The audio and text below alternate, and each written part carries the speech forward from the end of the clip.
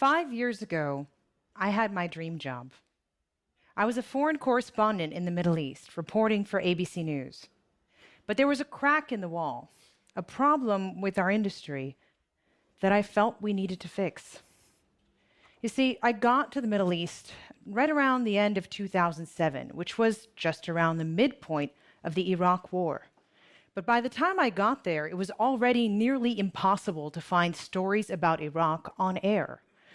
The coverage had dropped across the board, across networks, and of the stories that did make it, more than 80% of them were about us.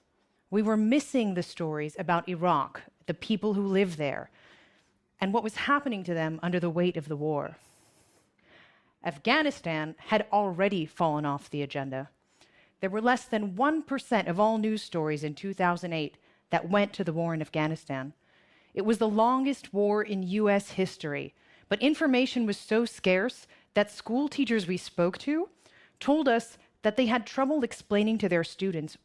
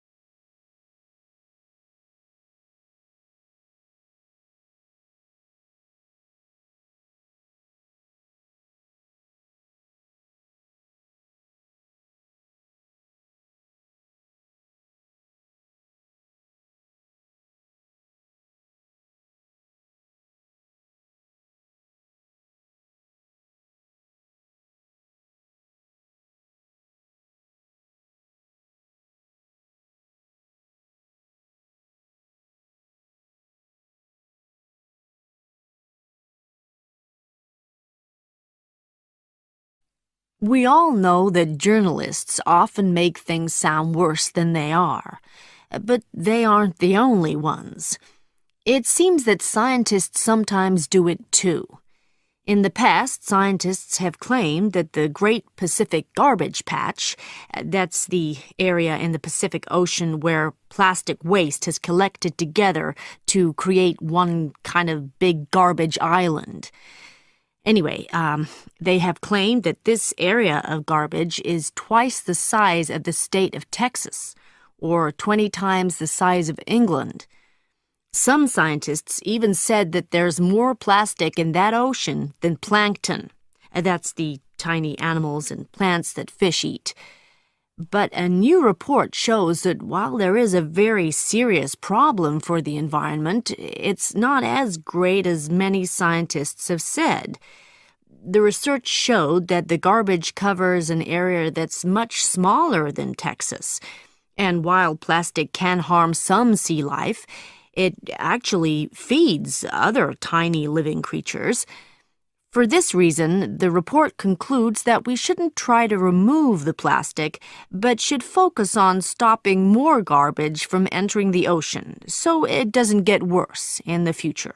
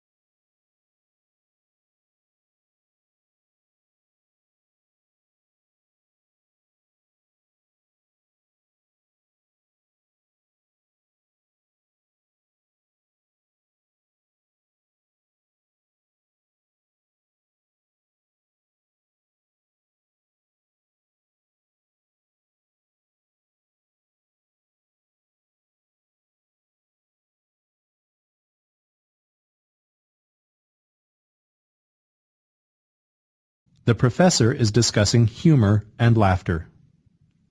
Being amused is a condition we're all familiar with, but what exactly is a sense of humor? Well, it's something very personal, and yet we communicate it to others by laughing. Laughter is a universal human expression.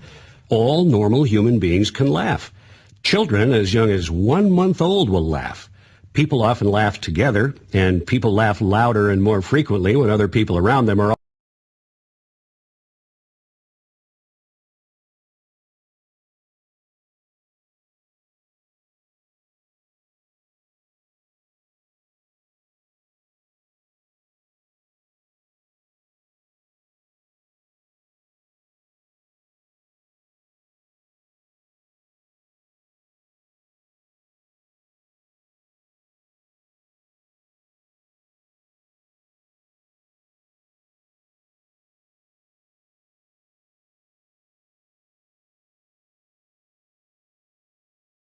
Are you going to be more effective and happy as a specialist or as a generalist? Do you find real satisfaction in the precision, order, and system of a clearly laid out job? Or are you one of those people who tend to grow impatient with anything that looks like a routine job? There are a great many careers in which the emphasis is on specialization.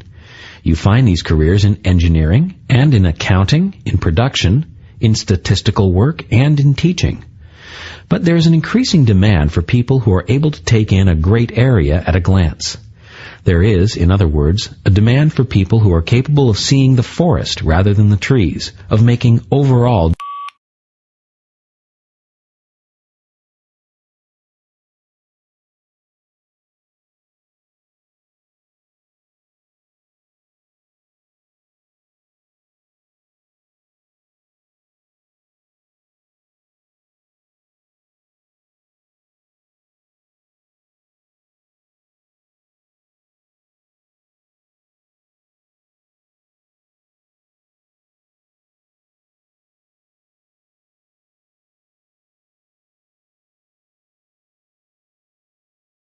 I grew up in Atlanta, Georgia. And I didn't know very many white people, but I was raised in a Southern black church that was under the shadow of white supremacy and run by black people who, in many ways, were taught to hate themselves. The generation that raised me was still familiar with lynchings. So in order to not be murdered by racists, some of the black people in the generation before me learned to make themselves smaller. We couldn't be too loud, too smart, too attractive, too bold. On some level, they felt like anything that we did that made us stand out might get us murdered.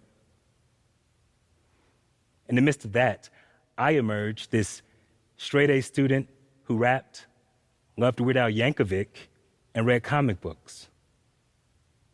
So much for not standing out. So the grown-ups around me regularly discouraged my artistry. To them, comic books were the pursuit of a kid who didn't really understand the world.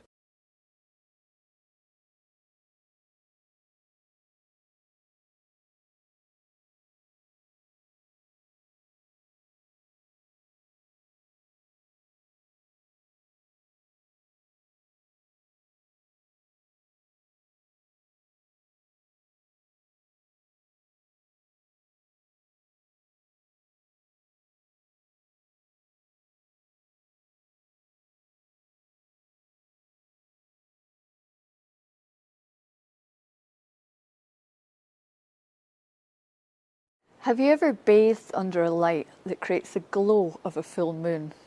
Sculpted beaches into miniature mountains? Or breathed in the aroma of Earth's first trees? These are some of the artworks that I've made to come to an understanding of deep time. But what is deep time and why does it matter to us all? The term describes the history of the Earth over a time span of millions of years. My first encounter with deep time came after I'd finished my studies, had no job and didn't know what to do. So I took off to work as a chambermaid in the remote north of Iceland. I was tilted on my axis and began a series of explorations to try to figure out how to tell the story of deep time. This has been the quest of my work and has taken me through the cosmos, the geological strata of the Earth, to encounters with the earliest forms of life. In Iceland, I realised that we live on a planet. By opening my eyes to the primordial landscape, I started to understand we're not born out of nothing. The sea, the sky, the earth, the air, we're made of the same stuff. We coexist.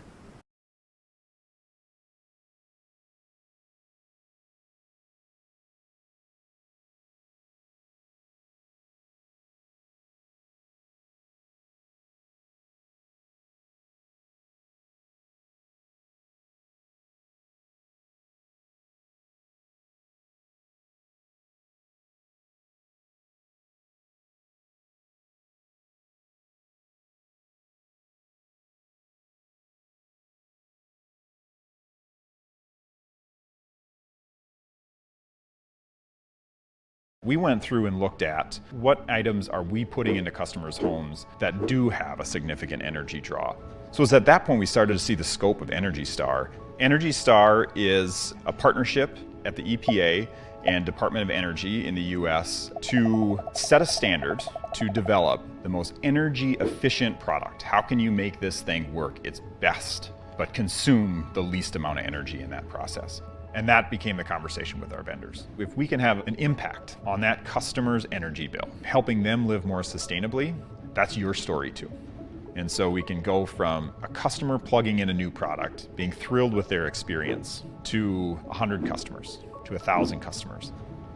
Our next step is how sustainable that product is at end of life. Circularity is what we need to get to. We're going to account for that.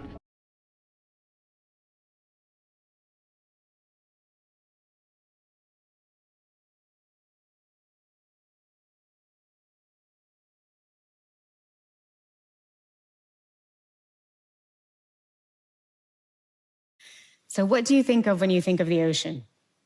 Maybe you think of a visit to the beach, or whales, or sharks, or coral reefs.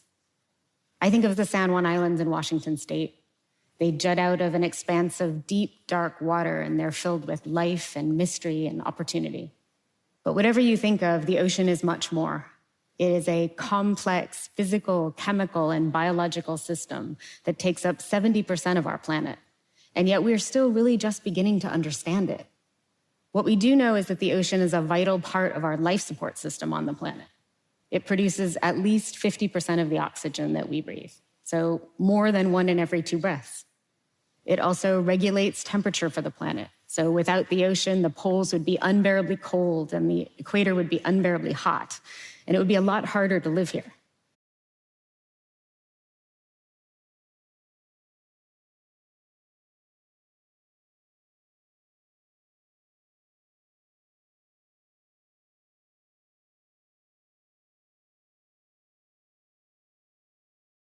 Last week, we looked at urban regeneration and some of the consequences of this, one of which was the relocation of people from urban to suburban areas to largely allow them a better standard of living, because housing is cheaper in the suburbs, so they have more disposable income. But they have to commute. And commuters need rapid transport to get them from A to B. So subway construction is, well, it's booming in some parts of the world. It's clearly being seen as the answer to the type of migration that I've just mentioned. It often gets huge public support because, well, if a subway is going to help you have a better lifestyle, then what's there to argue about? Well, quite a lot, actually. For a start, in order to go ahead with a major project of this kind, you need to be absolutely sure that the ground, and more to the point, what lies beneath the ground, can support underground transport. And to address questions like that, engineers have to be really experienced, really knowledgeable about the local area, water levels, land formation, and so on. And those key issues are what I want to focus on today. Passengers don't think about construction. They trust other, better qualified people to do it for them. And governments have to choose these people very carefully.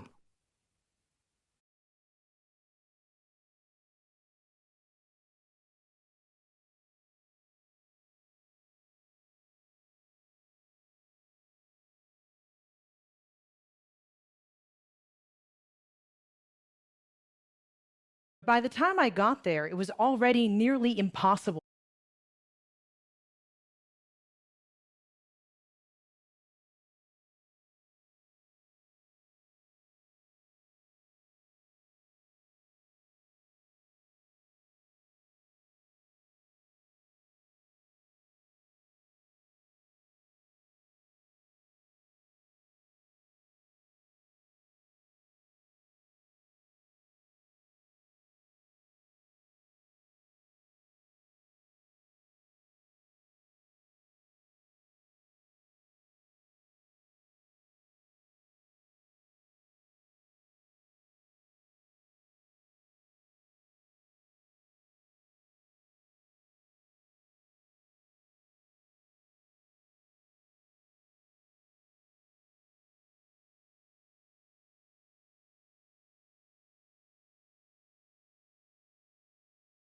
These are some of the artworks that I've made to come to an understanding of deep time.